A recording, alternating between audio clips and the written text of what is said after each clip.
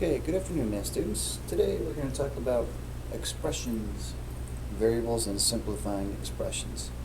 So what a variable is pretty simple. A variable can be any type of letter or a symbol that we use. Most common are X, Y, Z.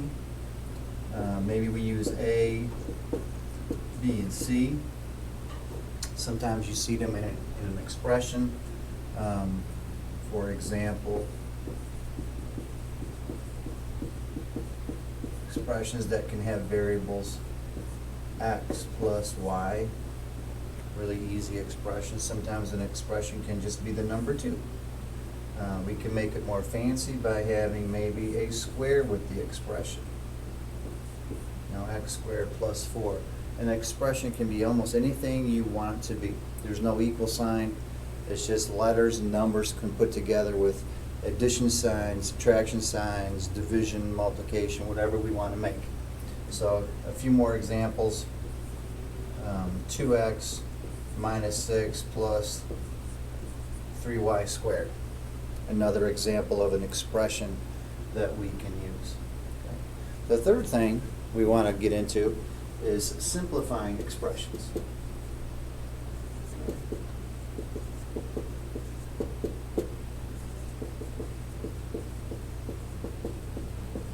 So when we simplify expressions, we're looking for things that have something exactly in common with something else, or what they call, in mathematical terms, like terms. Okay. So we're going to look for those things that are like terms. They have to have exactly something in common. It's not good enough that they have something in common. It has to be exactly in common. For example, 4x plus 8x.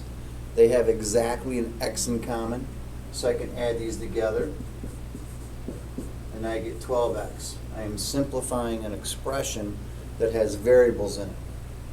Here's another one with variables.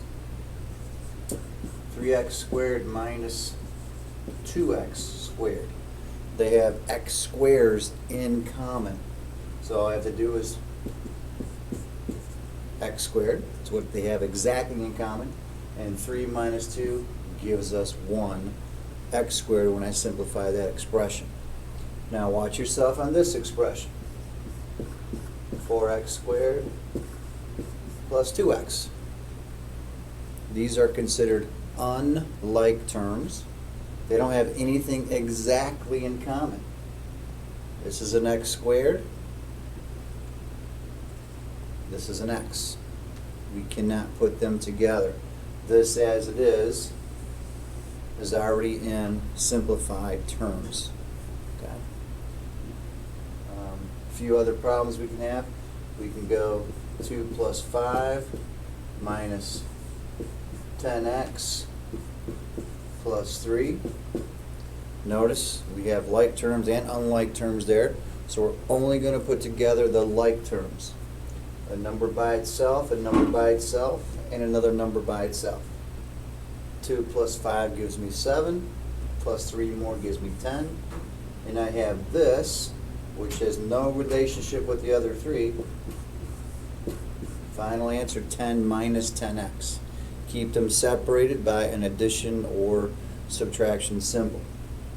If you notice back and look at some of my expressions that I have up here for examples, what separates like and unlike terms, here it's an addition sign. Addition sign. Subtraction sign. Addition sign. Addition sign. Subtraction sign. Add sign, subtraction sign, add sign. What does that tell you? It tells you that expressions, when you look at the individual terms, the terms are going to be separated by addition or subtraction symbols all the way through. Even your final answers might have those in it, unless it simplifies to one term, like it did up here in this example. You just have one term.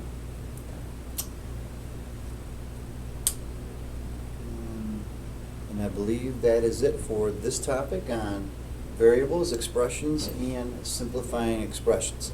You'll get more practice on the handout or worksheet that you'll see coming through later on. Good luck.